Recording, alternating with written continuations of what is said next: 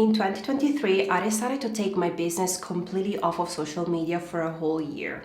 This is the story of how I burnt out as a creator. Yet, I continued running my small business all thanks to one key marketing strategy I will share with you in this video. So how did I end up here? My entire brand revolved around social media, especially Instagram. I taught soap making and zero-waste beauty tutorials.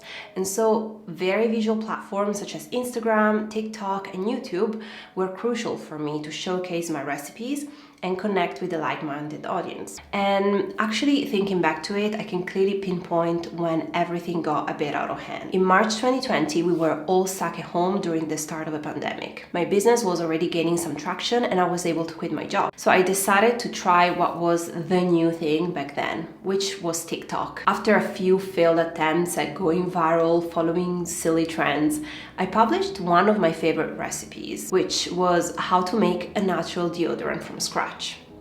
And very unexpectedly, that video went massively viral, hitting 9 million views. I gained over 100k followers in the span of like 3 weeks, and I'm not going to lie, that dopamine effect of gaining so many followers in such a short amount of time felt oddly rewarding. So I started analyzing how that video went viral, and then I tried replicating a similar success with other videos.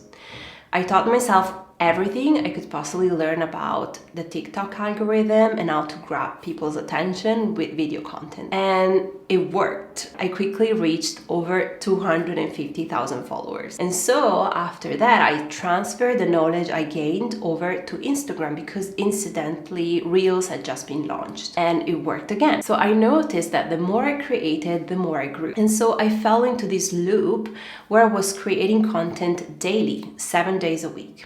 I literally remember editing TikToks and Reels from my bed right before the moment I turned the lights off. And on top of that, I documented my entire life on social media, posting stories daily. And of course, the algorithm loved me. Both TikTok and Instagram are designed for short shelf life, bingeable content. And so as creators wanting to grow on the platform, we are forced to create more content more frequently. But you know what? Not too long after that, and I'm talking probably a few months, I completely lost my creative flow. I genuinely felt like a content machine and like I was now creating content for the algorithm as opposed to for my community. And on top of that, right at the peak of this creative crisis that I was experiencing, something truly life-changing happened. I had a baby.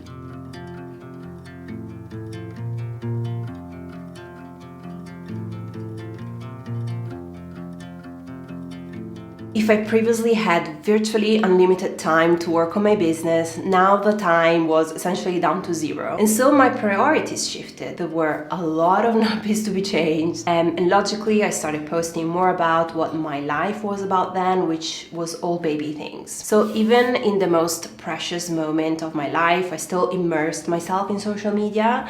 And I found myself taking just way too many stories of my baby's outfits and cute cloth nappies. And that's when I realized how dependent my life was on social media. And I'm sure this is something many creators and small business owners can relate to.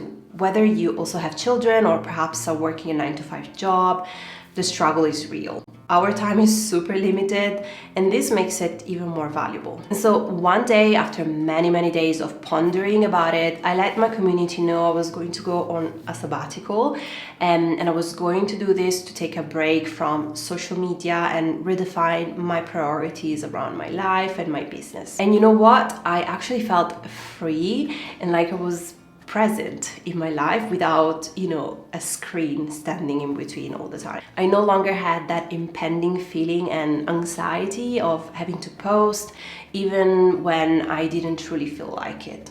Essentially, I no longer had to perform. As per my business, I went all in with the single most important asset I had built, my email list. Email marketing is what allowed me to keep in touch with my community even without social media. I was able to keep sharing my content and keep my business running by promoting my online courses to my email list, all while I was completely offline. So now you may argue that email is a much more static medium of communication and That's true to some extent. It's just plain text, maybe some images here and there, but here's the thing. Emails are a place where you can offer a much more intimate and tailored content experience for your reader, because it's a space away from all the noise of social media. And what's best, you get to decide whether you want to keep that content just inside your emails, but at the same time, you can always complement your email by linking to external video content. So let's say you don't have an email list, or perhaps you have a small one,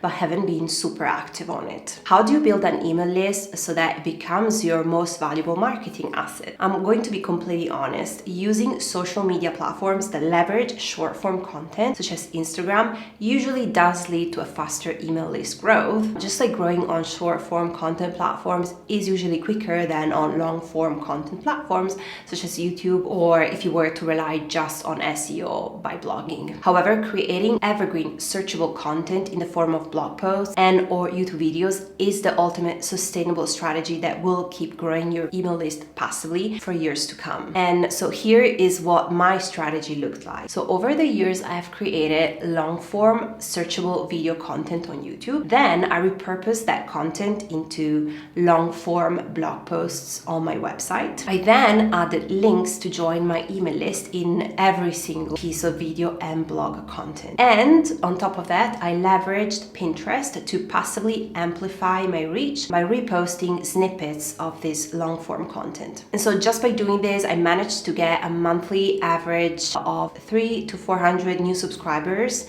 with over 4K new subscribers in 2023 and nearly 2K new subscribers so far in 2024. And all of this was done passively. Like, I haven't created any piece of content since the summer of 2023. And just to clarify, nearly all of these numbers came from Google. So people that landed on my blog and YouTube content. These numbers are actual people intentionally searching for a solution on the internet. And as a result, stumbling across my content and subscribing to my email list. So I must say, although Instagram did have a pivotal role in growing my business and creating a community around a shared mission, the harsh reality is that when I was no longer active on Instagram, my content didn't get pushed out by the algorithm anymore, and not many people discovered my account. So what is the key takeaway? In my humble opinion, we need to stop getting sucked in by social media platforms that operate primarily on short-form content, and instead, it's essential to start creating evergreen assets in your business. These are types of content that can sustain your business in the long term, even if you decide to take a break.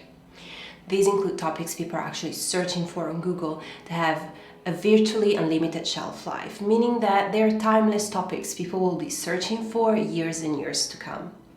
And yes, it's a long-term strategy where you might not see the results straight away, but trust me, when you start seeing the results, you're going to be so happy you put in the effort in the first place. Then these topics will serve as a bridge into your email list, where you can build a database of highly interested people that truly want to keep hearing from you and eventually will become one of your customers. But even after all of this, there is one trap you need to look out for: trying to build an email list as fast as possible just to see the subscribers numbers go up. Because numbers do not mean absolutely anything if you don't have an actual strategy behind. And just sending a weekly newsletter or the occasional sales email won't be enough. So make sure to subscribe to my channel so you don't miss the next video, where I will share with you the 4 simple steps I have discovered after many years of trial and error that are the foundation to an effective email marketing strategy.